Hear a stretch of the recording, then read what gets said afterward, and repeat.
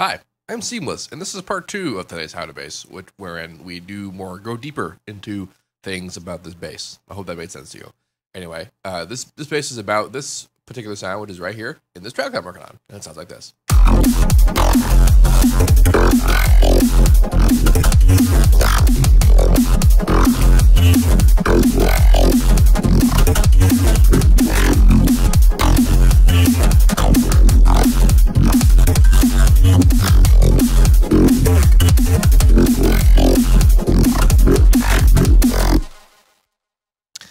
Anyway, this is what the bass sounds like by itself.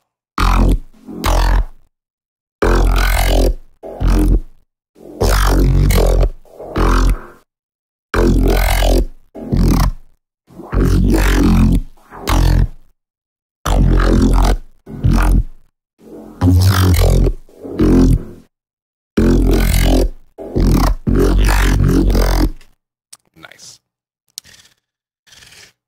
So this bass begins its life as a citrus patch.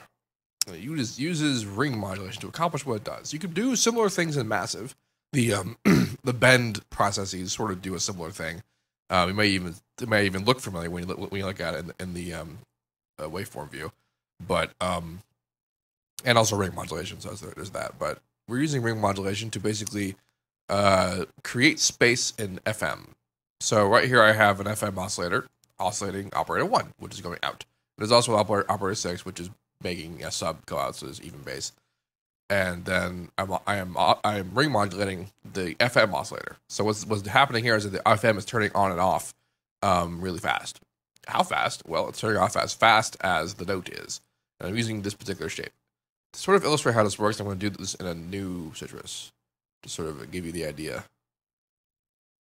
Default 25. This is where every operator is set at 0.25, which lets me hit notes on a keyboard, well, keys on the keyboard, letters, as it were, and be at the appropriate bass depth.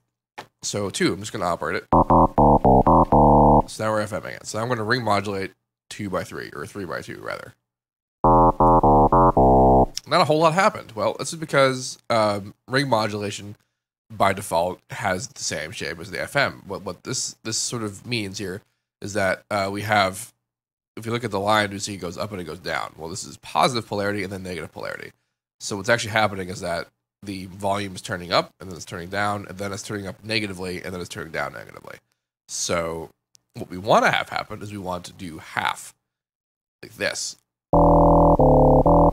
So now we're kind of getting there. So what's happening now is that it's going up and it's going down. And it's doing so at the length of the entire period of the waveform, right? But I still want to go, I want to have that again. So I'm going to turn to even. Now we have this. Now we get more or less what I want. So I'm going to change the shape to be almost a saw wave. Now we get that. So now look at the waveform up here. We're kind of seeing what's happening is that we have what would normally be a sine wave, and then part of the sine wave is being FM, but the other part is not, because as a result of the ring modulation, half of that is being turned off.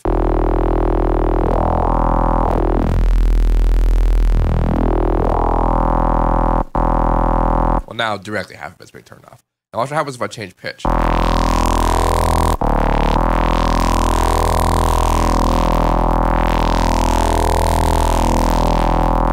The section of the waveform that is being FM'd is moving because the ring modulation is at a different pitch than the output oscillation, which means that the little section of it that's FMing is like, it's moving around. That's kind of cool. I utilize this particular function to create movement in the sound. So I'm going to bring this back to regular, and then I also alter the phase a little bit to kind of do that, and then I engage this FL business here, which is a pre-filter, and what it basically does is it removes harmonics from the sound to make it more like sine waves, and I do it a little bit so that like you get, and because the sine waviness is where you get like the smooth sort of squelchiness to it. So, but I want it sharp, but I don't want it to be that sharp. So I'm going to do it until there's like a nice kind of like middle ground. I'm going to change the pitch of the FM. So So now the FM is modulating. It's it's moving around because it's a different speed than the output oscillation. But then also so is the ring modulation. So that means that like the section of the FM that we're seeing is moving, and then the FM is moving below the section, and it's very all kinds of weird and cool. So in the original Zitris, I made a triangle wave, and then I had a whole crap of just our harmonics. Like what I put in there was totally just set to ear and taste. Like I don't really have a solid like you do this exact thing because these things happen. This ends up the sound yet. I'm just doing it because it sounds cool at the time. And that's it for this Zitris sound. So then I go into a patcher, and we have this.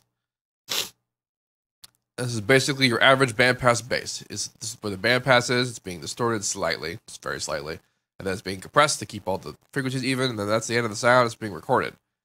Now, for this particular sound, I didn't actually record automation. I didn't make automation for the bandpass. I actually made a MIDI channel, a MIDI pattern, which sounds like this.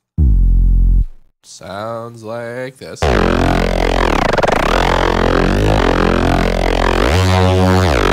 then I recorded it. And then while I was recording, I just moved this around with my mouse.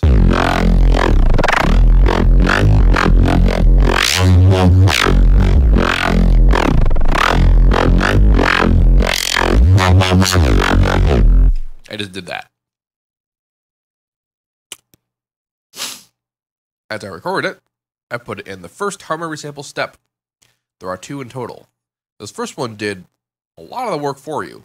Like it just made the sound the way it did.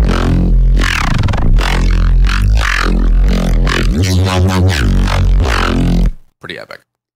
Now, like the bandpass, I did manually modulate a parameter, and in this case, that parameter is the sharpness. Now, if I have it all the way on,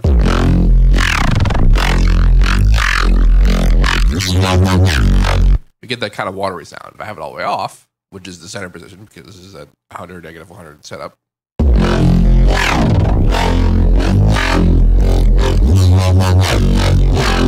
that watery sound disappears and it's replaced by a more synthy sound.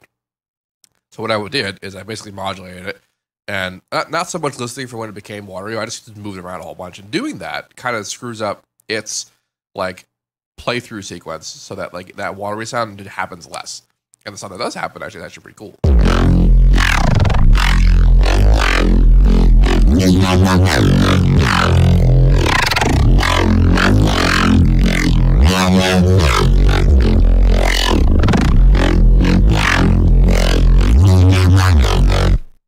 So that's what I did.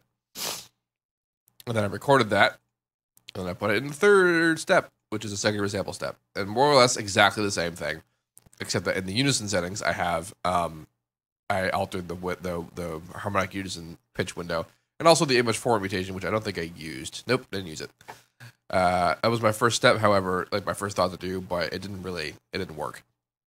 But then over in the first one, I had unison settings as well, but I didn't change anything anywhere. It's just all the standard stuff that you're seeing here. Yeah. So that's what this guy was. Yes. So you might also have noticed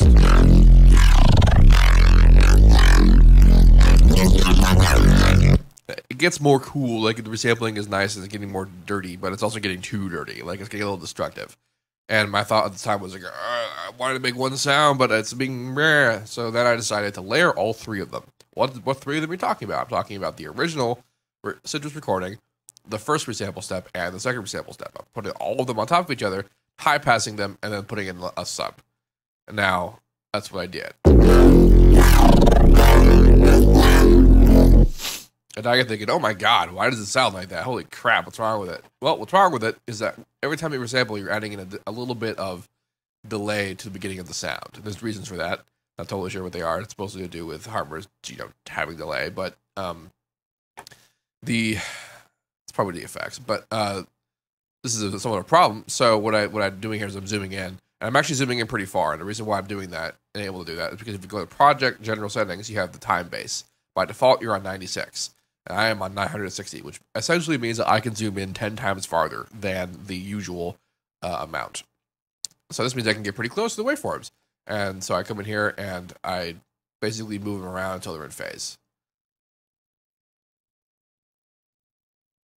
You might be thinking, "Oh my god, wait, that's not you're kind of right about that." But like, they need to be kind of in phase, but they don't necessarily need to be like the same polarity. And this is because not only am I high passing them so that the main fundamental frequency is gone, but I am also EQing them differently. And this is because this isn't your standard like low mid high relationship. This is I wanted particular characteristics from each of them, and also particular characteristics not from each of them. So I just formed that up, and then I compress them all together with the sub. Also, when I do put them in phase here, and then if I go really far out, come back in, suddenly they're all kind of out of phase again. Actually, now they're in phase because they weren't in phase to begin with. But you see, this is kind of out of phase from the high frequency kind of there. And so because that happens, I gave up on trying to make everything all in one phase at once. And so when I made the cuts for individual portions of the modulation, I would come in here and ensure that they're in phase individually, because they are just very short cuts, so that they're in phase. And like I can move one individually from away from everything else, so it doesn't affect them all. So I can make sure each individual moment is in phase. Being in phase just means that it sounds sharper and more together, because you saw that when I had them all out of phase, it sounds very like loose and not like together.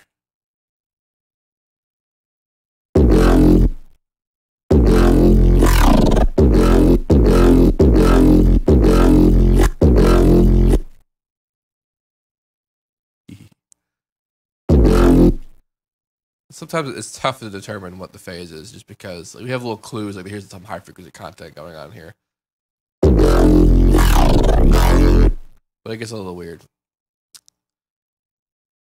And now the weird sort of, after I EQ them all and I have the subbing going on there, which is generated by Harmor, you don't really need to have Harmor to do this. You just make a sub bass, just the lowest note, and I'm playing the original MIDI underneath it, which is how we know that it's the same.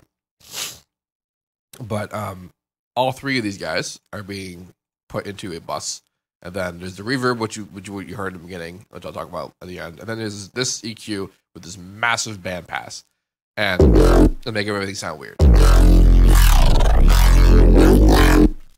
Now this is here because there was a particular problem. The problem was that without it, the thing sounded good, but it still sounded like it didn't fit right. Like the modulation didn't really cut through, and it didn't have the kind of accentuation that I wanted out of it. And so I was trying to find what part of the EQ needed to be brought up again, and I was like, no, it doesn't work. Yeah, and I was moving around, and I noticed that when I moved it around, and I moved it around kind of with the modulation, it sounded way cool. So I'm automating this, and this is what this is automating here. I'm automating it below each of these guys.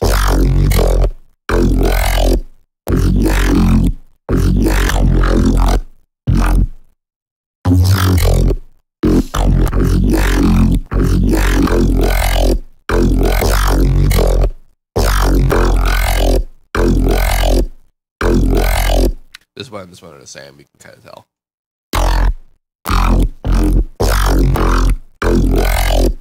Well, this is what it sounds like without that.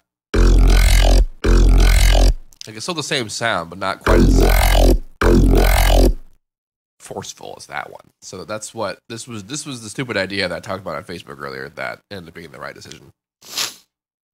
And I'm compressing it. So the reason why this even works is because I'm compressing it. And in the multi-band world, I'm compressing it heavily enough on each individual band. You can even see here that this is oh my God, what's happening? It's because there's a massive increase in these particular frequencies.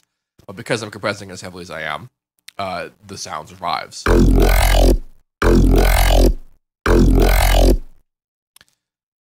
then I'm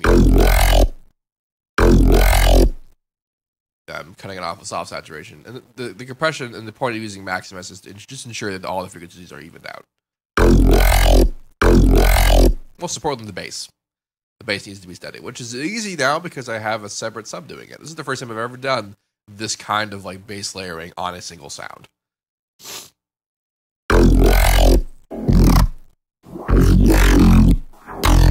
So, okay, this reverb, I'm basically using it as kind of like a like it leads into the sound. Like for example, like here-ish.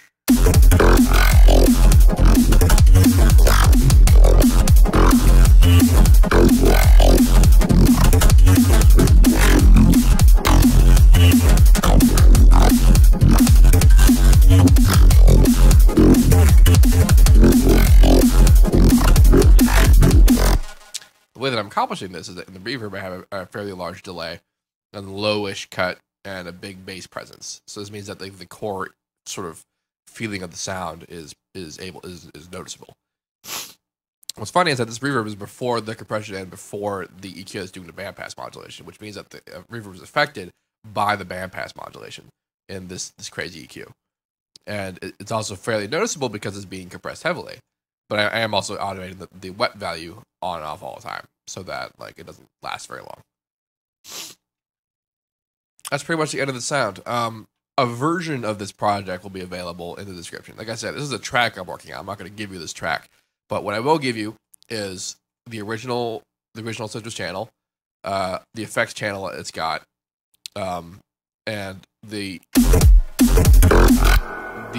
effects chains with all the sub and the 3 and that in there, and then the 2 resample steps. So you'll have all of the bones necessary to make the sounds, but I will not give you any of the sounds that I've already made, or the samples, or the MIDI, or any of that. I'm leaving it up to you to be able to do it, because honestly, I've explained how to do all of it. Even in the first video, it was very kind of straightforward. So, I believe in you. I believe in your power to make the sound using only the tools that I give you. Honestly, you might be able to make something better anyway. This is not necessarily the first attempt, but this is still a pretty early attempt at this particular style of sound. Yes. So, if you have any questions about any of this, let me know. And as usual, have a nice day.